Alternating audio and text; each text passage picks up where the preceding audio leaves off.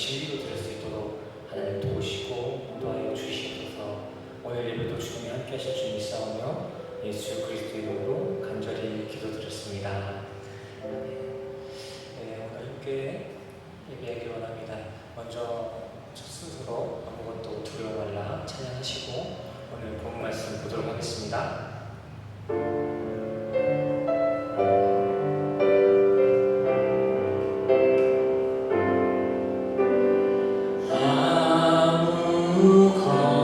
아무것도 두려워 말라.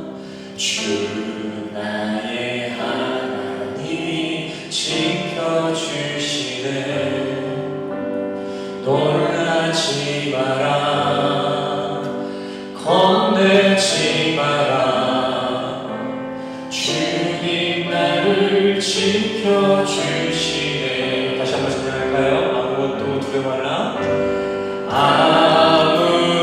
아무것도 두려워 말라. 주 나의 하나님이 지켜주시네. 놀라지 마라. 겁내지 마라. 주님 나를 지켜주시네.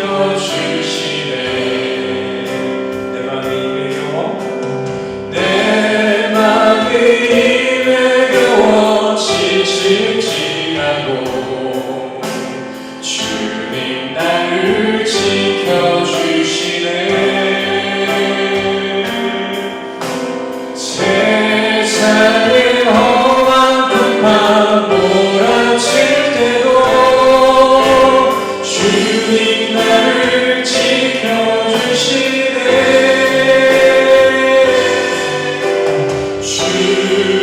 주님은 나의 산성, 주님은 나의 요새, 주님은 나의 소망, 나의 힘이 되신 여호와. 내 맘이 밀려워 내 맘에 입에 겨워 지칠지라도 주님 나를 지켜주시네.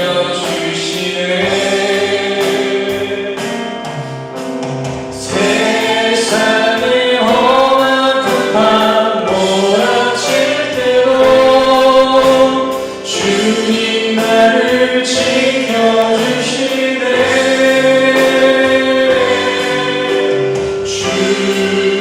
주님은 나의 산성, 주님은 나의 요새, 주님은 나의 소망, 나의 힘이 되신 여호와. 주님은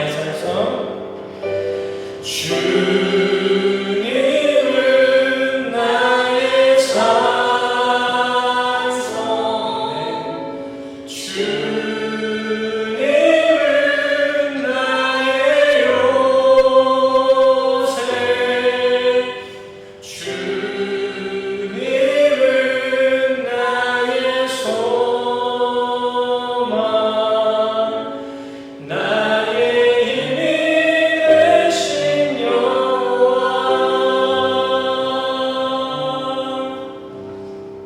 네, 우리 오늘 본문 말씀 보도록 하겠습니다.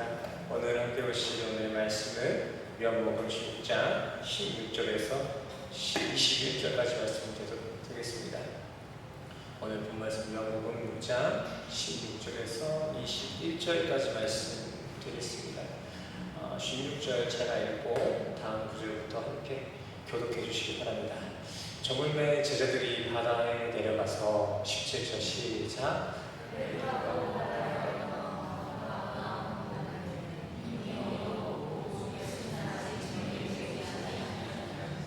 큰 바람이 불어 파도가 일어나더라.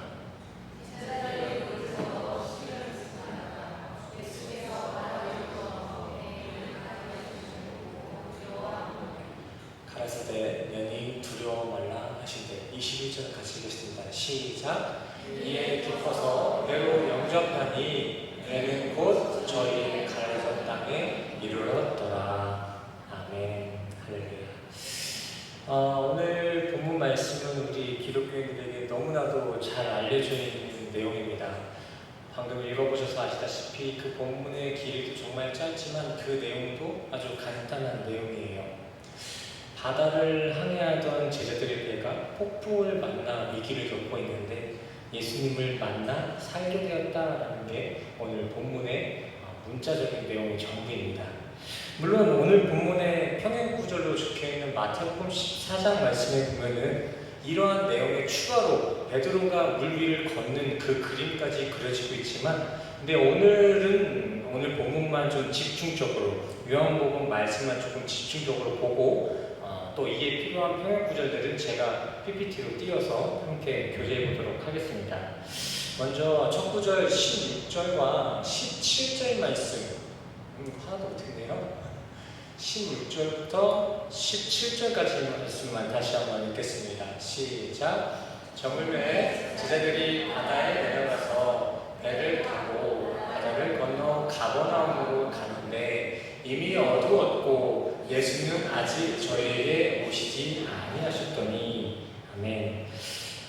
말씀에 나와 있는 것처럼 예수님의 제자들이 배를 타고 가버나움으로 가기 시작합니다. 근데 그때 그 제자들의 곁에는 예수님이 함께하지 않으셨습니다.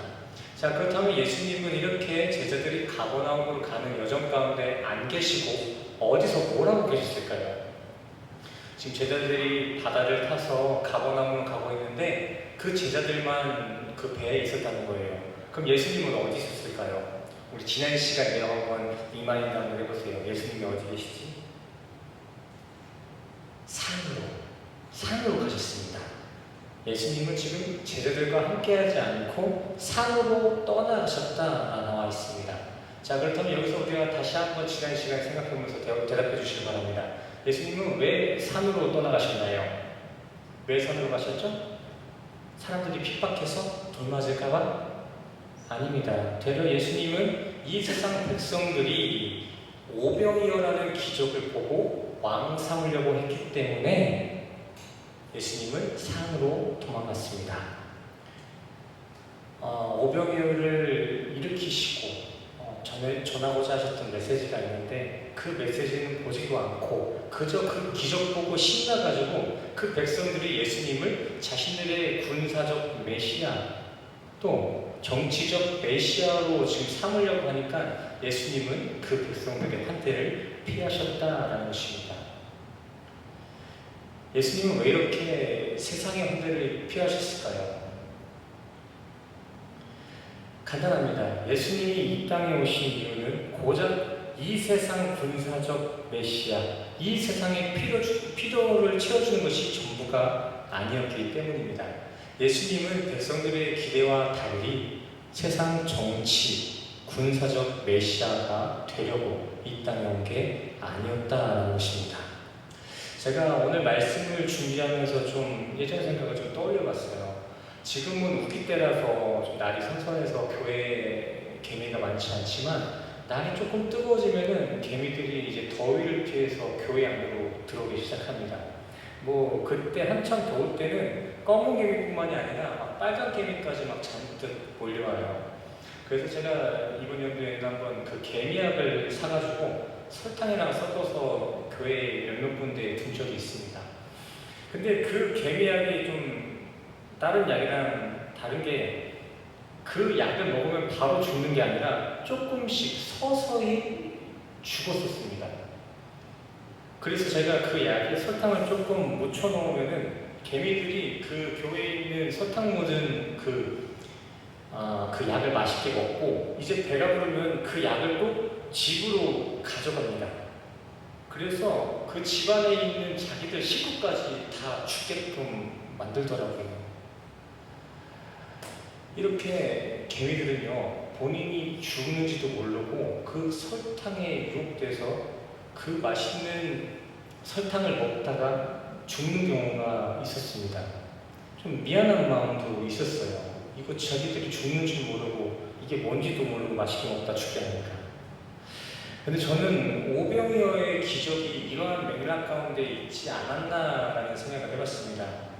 예수님께서는 본래 오병이어, 이 세상 양식을 통해서 하나님의 공급하심과 인간의 연약함을 드러내길 원하셨는데, 이 인간들이 그 기적을 보고 그러한 진리를 깨닫지 못했습니다. 그리고 그저 여전히 세상 떡에만 미쳐서 그 떡만 더 달라고 지금 예수님을 왕 삼으려 했었던 것입니다. 그 떡, 오병이어에서 보였던 그 떡은 결국 썩어질 떡이라, 그 떡은 우리를 살릴 수 없는 떡인데 인간들은 그저 그 떡만 더 원했다라는 것입니다. 본래 백성들은 이 오병이어를 보이신 예수님의 의도대로 이 떡을 공급하신 하나님의 필요와, 그리고 실제 이러한 썩어질 양식보다 더 우리에게 필요한 생명의 떡이신 예수를 하나님으로 바라볼 수 있어야 되는데, 백성들은 오병이어 기적을 보고 예수를 그저 자기의 배나 채워주는 세상의 왕으로 삼으려 했었던 것입니다. 그러니까 예수님은 그러한 인간들의 오류를 용납하지 않으시고 산으로 떠나가신 것입니다. 나 이런 거 하러 온 게 아니다라는 것을 분명히 이야기하고 계신 것이죠. 한번 생각해 보시기 바랍니다. 하나님, 이 예수님이라는 분은 어떤 왕이시죠? 어떤 영역의 왕이시죠? 단순히 한국이나 이스라엘 하나의 왕이실까요? 아닙니다. 만유의 왕입니다. 만유의 왕. 그렇게 만유의 왕이신 예수를 이 백성들이 이 작은 고을, 동네 왕으로 삼으려 했던 것입니다. 신을 인간의 왕으로 삼으려고 했다는 거예요. 좀 전에 말씀드린 예화와 같이 개미들이 우리를 왕 삼겠다고 하면은 우리 성도님들은 고맙다고 그 왕이 되시겠습니까? 고맙다고 그 개미굴에 같이 사시겠어요? 아니지 않습니까? 이거는 왕이 싫어서가 아니라 스케일이 다르기 때문이 아니겠습니까? 그래서 예수님도 그런 백성들의 환대를 피해 지금 산으로 올라가시는 상황입니다. 근데 이때 예수님은 그냥 산으로 도망가신 게 아니라 기도를 하러 가셨습니다. 기도. 예수님은 지금 산으로 올라가셨다 하는데 마태복음에서는 그냥 올라갔다 하지 않고 기도를 하러 산에 올라갔다라고 지금 이야기가 나와 있습니다. 자, 그렇다면 예수님은 지금 이러한 상황 가운데 어떠한 기도를 하셨을까요? 어떤 기도? 오병이어를 보고 세상 왕 삼으려는 백성들을 피해 산에 올라가셔서 기도를 하신다라고 나와 있는데, 이때 예수님 무슨 기도를 하셨을까요? 한 가지였죠. 저 무지한 백성들이 진리를 깨닫기를 기도했을 것입니다. 예수를 하나님으로 볼 수 있기를, 기적을 단순히 자신들의 필요 충족제로 보는 게 아니라 구원의 표적으로 확인할 수 있기를 기도하셨을 것입니다. 그래서 예수님은 그러한 마음을 가지고 다시 한번 제자들을 가버나움의 배에 올라 태웁니다. 또 오늘 본문 말씀을 보시면 자의적으로 바다에 그 제자들이 나간 것처럼 지금 설명되고 있는데, 이때 제자들이 바다에 나간 건 자의적인 시도가 아닙니다. 평행 구절들을 살펴보시면 제자들은 예수님이 재촉하셔서 바다에 나가고 있는 것입니다. 재촉하셔서, 예수님이 떠미루셔서. 여기서 원어를 살펴보시면 더 재밌습니다. 원어에서는 이 재촉하다라는 표현에 아난카조라는 단어를 사용하는데, 이 아난카조는 아난케라는 원형에서 나온 단어거든요. 근데 이 아난케라는 단어는 보다시피 억지로, 강제하다라는 의미를 가지고 있습니다. 강제성을 가지고 있다는 거죠. 아마 제자들은 산에 올라가시겠다고 하신 그 예수님의 말씀을 듣고 저도 데려가 주세요 라고 했을 거예요. 근데 예수님은 그런 제자들을 강제로, 아나카조, 재촉해서 꾸역꾸역 배에 태워다 가버됨으로 보내셨다는 것입니다. 이게 무슨 말이죠? 예수님께서 지금 어떠한 특별한 목적과 의도를 가지고 제자들을 배에 태웠다는 것입니다. 근데 그 제자들이 탄 배 얼마 못 가서 어떻게 됩니까? 파도를 맞습니다. 큰 바람이 불어 파도를 맞아요. 큰 바람이란 말 그대로 태풍까지를 의미합니다. 태풍. 저 당시 대형 화물선을 타지는 못했을 것입니다. 말 그대로 저 정도 규모되는 돛담배를 한 제자들이 지금 태풍을 마주한 상황으로 지금 머리에 그려주시면 될 것 같아요.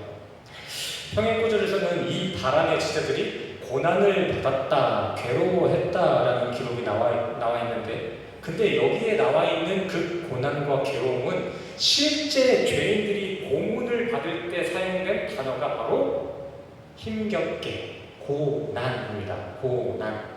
진짜 죄인들이 고문을 받을 때처럼 큰 아픔을 겪었던 그 아픔이 지금 제자들에게 당했다라는 것이죠. 이 말씀을 조금 정리해 볼까요? 예수님께서는 자신을 따라오겠다는 제자들을 억지로 배에 태워 바다에 보내셨는데, 그 제자들이 타고 있는 배가 태풍을 맞아 죽을 뻔했다라는 것입니다.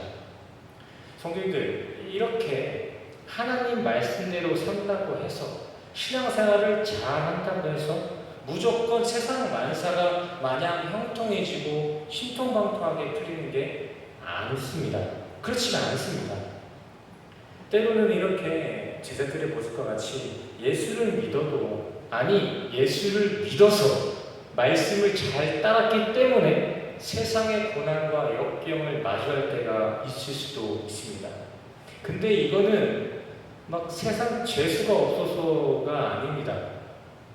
우리 성도들이 겪는 고난은 하나님의 의도에 따라 그러한 일들이 나의 인생에 필연적으로 나타나는 거예요. 하나님의 계획대로. 왜요? 왜 성도들에게 이러한 역경과 고난이 있을까요? 똑같습니다. 제자들에게 깨달음을 얻게 하시려고, 우리 성도들에게 깨달음을 얻게 하시려고 우리 신앙생활 가운데 역경을 주신다라는 것입니다. 하나님의 뜻이 무엇인지 알게 하시려고. 오늘 제자들이 만난 태풍은 바로 이러한 동기에서 지금 시작된 것입니다. 이걸 어떻게 할 수 있을까요? 말씀에 나와 있습니다. 마가복음 6장 52절 말씀만 같이 읽겠습니다. 시작. 이는 그들이 그 떡 떼시던 일을 깨닫지 못하고, 아멘. 오병이어를 오해하여 마음이 둔해져서 더욱이 예수님을 하나님으로 보지 못하니, 하나님께서는 그 예수를 하나님으로 볼 수 있도록 그들의 여정 가운데 그 깨달음에 필요한 상황을 더했다라는 것입니다. 저는 성경을 보면 볼수록 참 눈물이 날 때가 많습니다. 성경을 보면 볼수록 이거는 율법, 해라 하지 마라가 아니라, 하나님이 이렇게까지 우리를 사랑했구나라는 걸 느낄 때가 참 많아요. 마가복음 6장 48절 말씀도 보시면 예수님은 태풍 속에 있는 제자들을 이미 지켜보고 계셨습니다. 이게 무엇을 의미하죠? 말귀 못 알아먹는 이 제자들을 혼나는 거, 그거 지금 구경하고 계셨다는 게 아닙니다. 예수님은 우리가 태풍을 만나면 우리가 그 힘들어할 상황을 지켜보시면서 같이 아파하실 하나님의 마음을 갖고 계시지만, 그 하나님이신 예수는 진짜 우리에게 참된 진리를 깨닫게 하시려고 그 아픔을 함께 감수하며 참 진리를 깨닫게 하신다라는 것입니다. 이와 같이 오늘 구절은 하나님의 인류 구원을 향한 열심과 의지입니다. 이렇게 생각해 보시면 좋을 것 같아요. 마치 방황하는 자기 자식을 방관하지 않고 마음은 아프겠지만 매를 대서라도 좋은 길로, 옳은 길로 인도하는 그 부모님의 마음, 그러한 부모의 마음을 투영시킨 구절이 오늘 구절인 것입니다. 그러기에 오늘 본문의 태풍을 만난 배도 언제 안정을 찾게 되죠? 언제? 예수를 영접할 때, 그 인생의 배에 예수가 올라탈 때, 그 배는 즉시 안정을 취할 수 있게 되고, 그 배에 올라타신 예수를 주인 삼고 절하며 예배할 때, 예수를 하나님의 아들로 바라볼 때 그 인생의 배는 목적지에 도착하게 됩니다. 여기서 원어를 보시면 좀 더 자세하게 나와 있습니다. 바로 즉시, 영접함과 동시에, 배의 올라탐과 동시에 태풍은 그쳐지고 그 배는 목적지에 도착했다라는 거예요. 이 외에도 우리는 21절에 나와 있는 이르렀다라는 표현을 통해서도 오늘 이 태풍의 의도가 예수님을 하나님으로 보고 깨닫는 것에 있었음을 우리는 알 수가 있습니다. 원어에서는 이 표현에 기노마이라는 단어를 사용하고 있었는데, 이 단어는 사실 어떠한 배가 어떠한 무엇이 어디에 도착했다라는 그러한 의미로 사용되기보다는 또 다른 의미로 사용될 때가 정말 많습니다. 성경의 기노마이는 본래 어떠한 목적을 성취했다, 결혼하여 하나 되다, 혹은 완성됐다라는 의미로 주로 사용됩니다.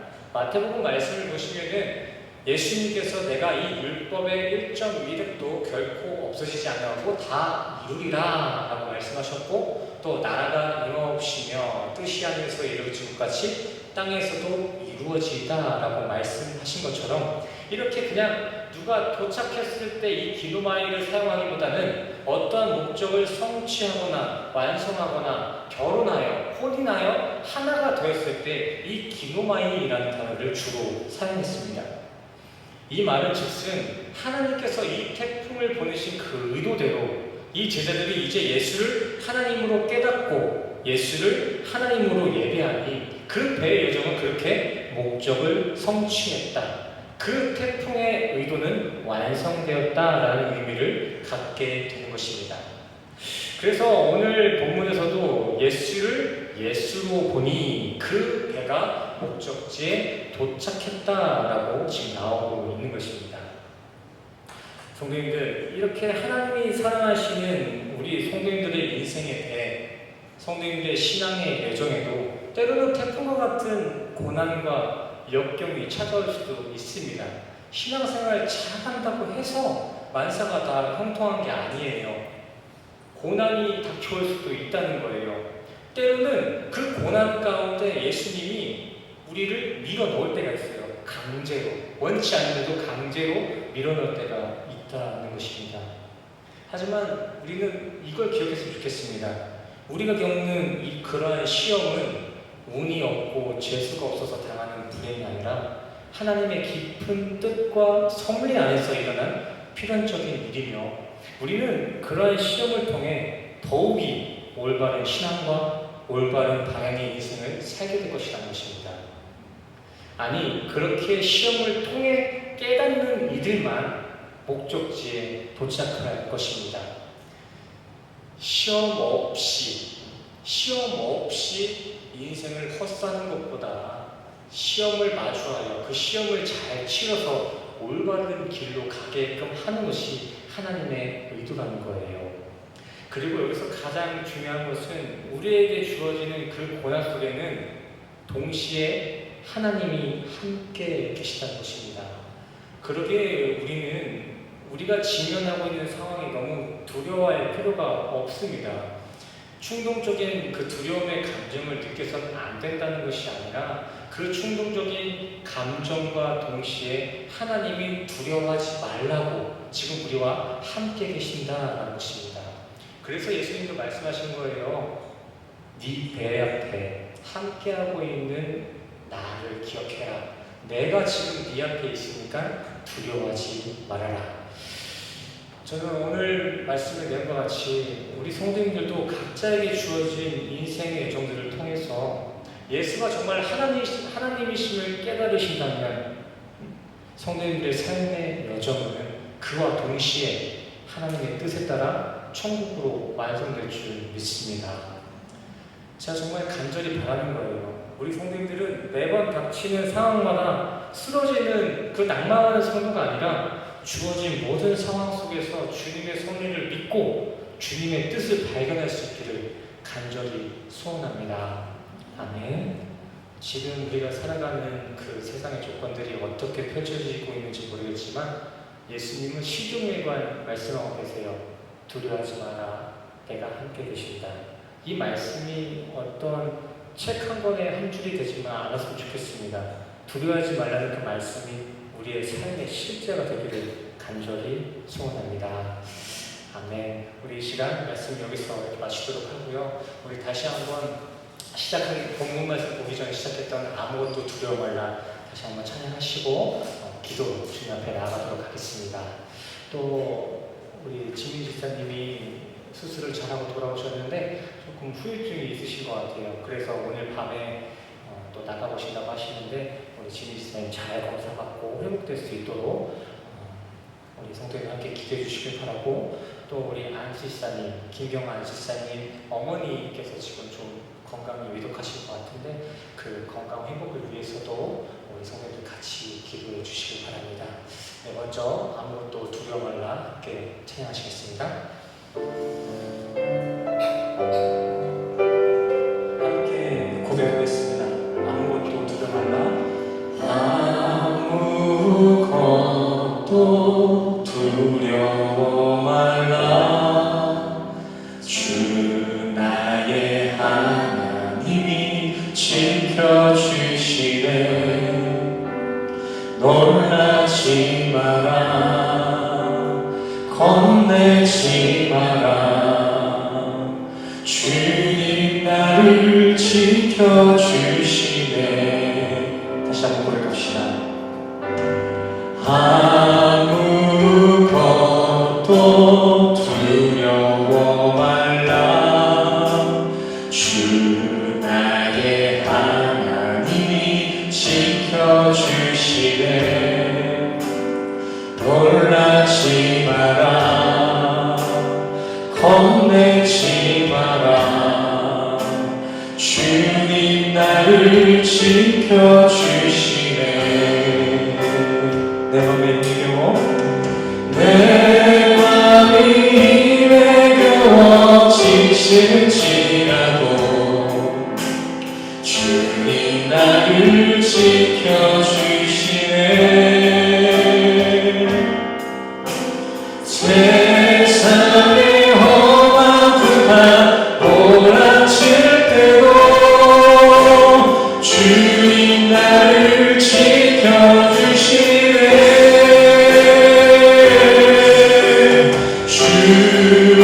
주님을 나의 산성, 주님을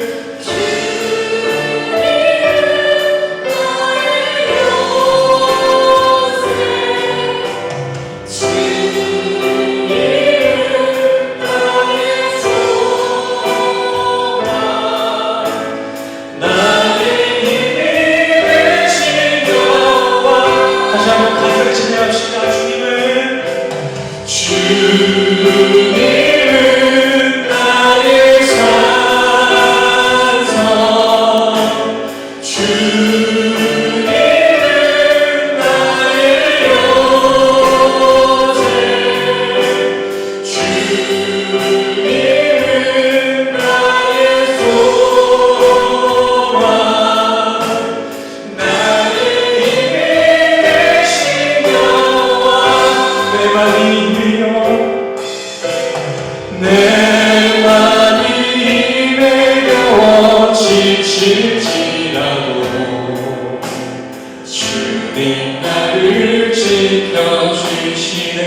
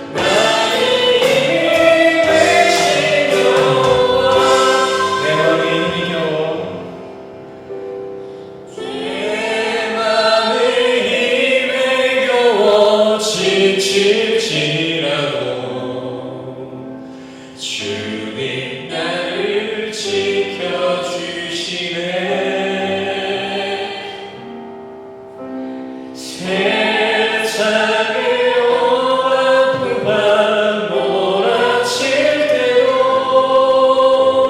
주님 나를 지켜주시네.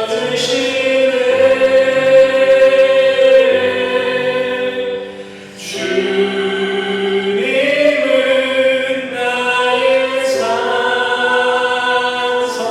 아멘. 주님은 나의 요새. 주님은 나의 소망. 나의 힘이 되신 여호와.